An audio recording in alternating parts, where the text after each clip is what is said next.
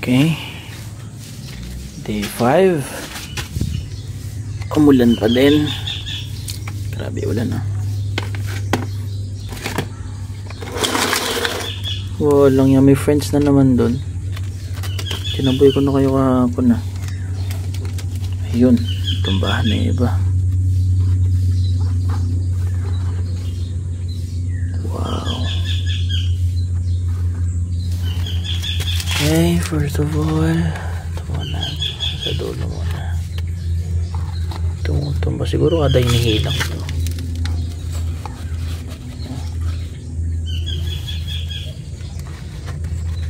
Ang daming tumba. Pero yan.